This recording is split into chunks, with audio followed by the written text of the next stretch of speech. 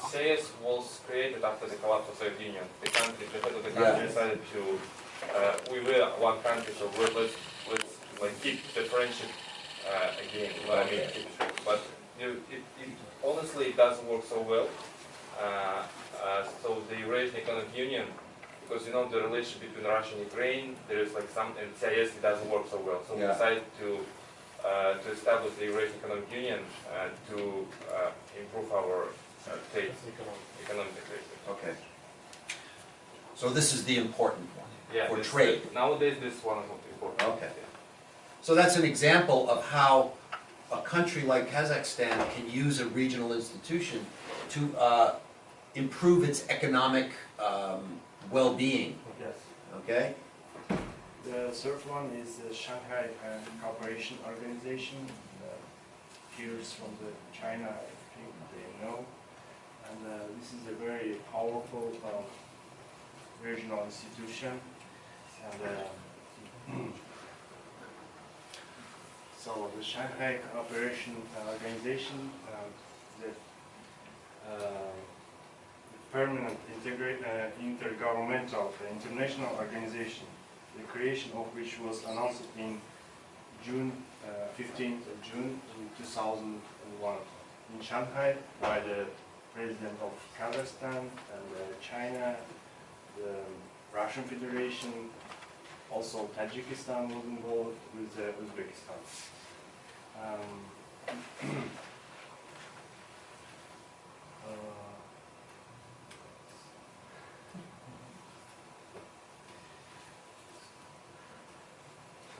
It's the crucial point here. This is more oriented to the national security. Oh, okay. Against fighting against the terrorism, and it's to enhance the political stability around these institutions, these countries. So they're more oriented in the national security. So this is the point. Overall, all the regional organizations are oriented to establish political stability, economical stability around the countries which was united. So the overall information. Okay. Great. Well, that was very interesting. We learned a lot about it. So how about a hand for our colleagues from... Okay, one additional question. One of the most important things when we're looking at a country and an economy and how an economy can grow is looking at the political stability. So you mentioned that there is a political system that has been set up. It's a democracy. And what do we know about the stability of that democracy? Can you guys tell us anything? As we discussed yesterday, it's more guided democracy, and nowadays we are trying to change our, for example, mostly our mayors and governors, they usually appointed by president, with agreement with president, but nowadays we are changing that in a way that in the future our governor and mayor will be elected. Yes. We started it like 10 years ago. We started from the low level, and we think that in the future we will all executive branch will be elected. We have some barriers to get the. Of course, we will not get the 100% of democracy, and we cannot assess the level of democracy around the world. Everyone can understand the democracy by his point of view. So, but we are overcoming all the barriers. First of all, to achieve the transparency when we elect the mayors of the regional territories. I mean, we have 14 territories which we call provinces, and 3 cities which have the status as a republic city. Okay. Equal to the capital city. More than its population, more than 1 million people. Okay. So, and it will be, now we are practicing the election. The domestic citizens will make choice. Either you have some candidates. So I'll just make some statements about it. When you're looking at a country's stability, anytime you're looking to invest in a country, you want to look at the political stability of that country. Political stability doesn't only mean that you have a democracy. We don't equate those. So when I worked in Laos, I think I was mentioning to you guys yesterday, it was a communist country with a dictatorship of the party. But it was very stable.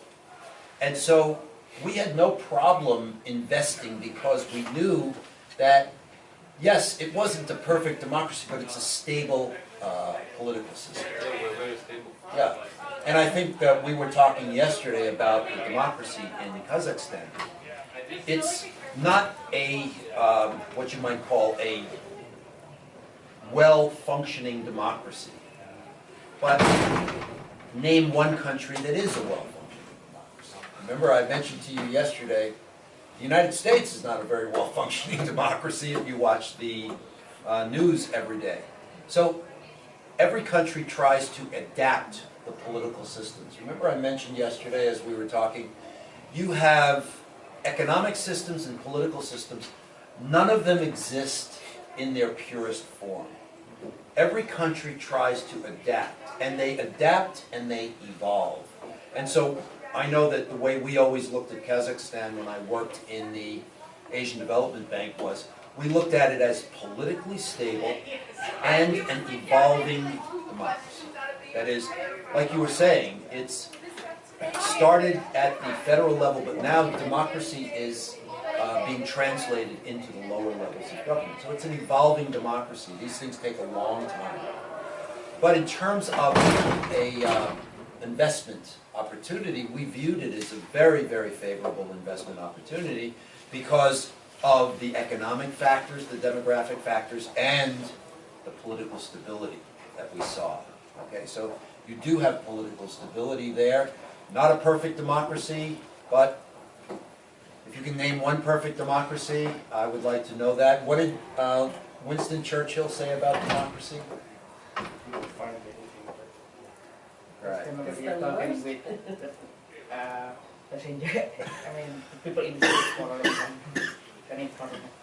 He said that it's a terrible form of government. It's just better than anything else we have. So yeah, it's great. Democracy is wonderful, but it's not for every country. Some countries just can't function within a democracy. You know, I'll give you a good example. If you look at Iraq, so the United States had this idea that we could impose democracy on a country like Iraq. Well, I think that was a very, very optimistic view to have, because we tried to impose democracy, but the institutions of democracy, either the political institutions and the social institutions, don't exist there. So here we are 18 years later, it's a very imperfect democracy. We tried to do the same thing in Afghanistan. You know, I don't think it's a very good idea. I think you have to allow a country to evolve its political systems over time. Laos is doing that right now. Vietnam is doing that. Kazakhstan is doing that. But they're all so different. So, you know, there's no absolutes when it comes to political systems. All right, so for you guys, what do you think about Kazakhstan? Is this a place where things are looking good, not so good? What do you think? Very good.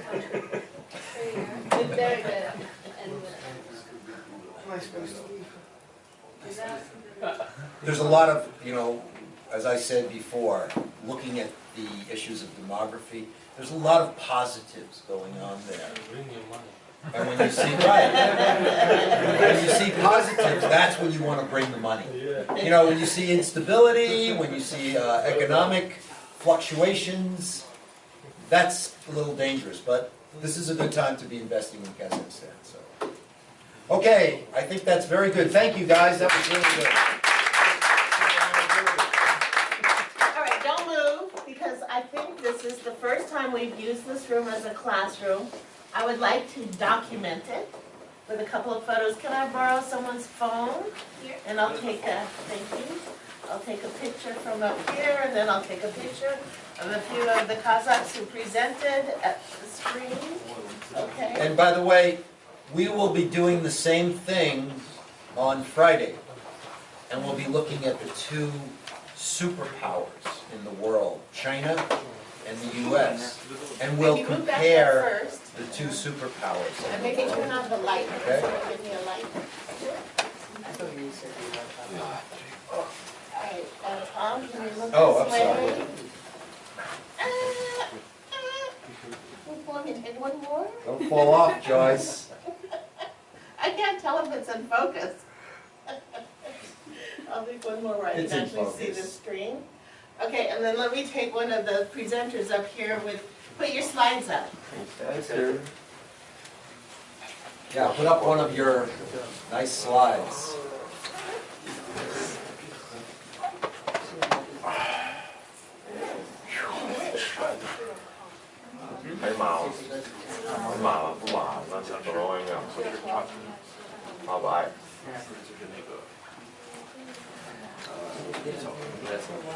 Oh yeah, Tom, you can get up there with me. Okay, I'll get up there with the boys. All right, here, let's get the screen in. Okay, I got the screen, 3, 2, 1. I can't see what's on the screen, but maybe someone can fix the, isn't that funny? It doesn't come out. Oh, that's better.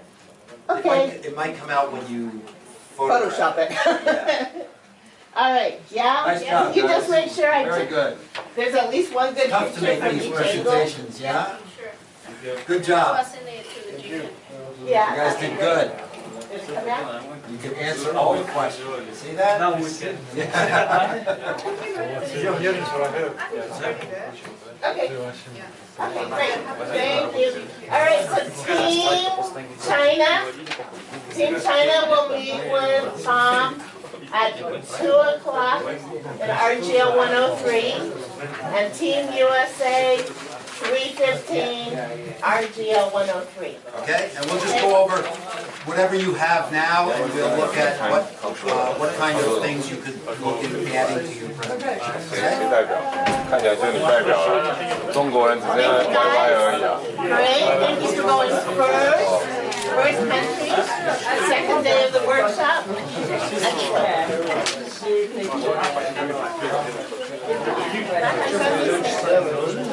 Yes.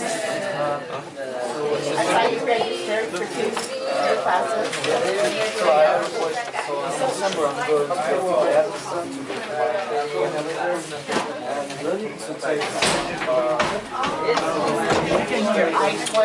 Your I-20, and make sure there's a travel signature on your third Usually they do it and they have for verification, but make sure someone signs it. Что дальше у нас что-то будет? Yeah, there's a Меня будет, section. вот не знаю. А у тебя английский? Да. You had the hard part, the economy. Не раз. And it's good for the whole time you're here. Very good. Oh, that was very good. One study, one study. Раке. Раке. Раке. Раке. Раке. Столовую. Столовую. На.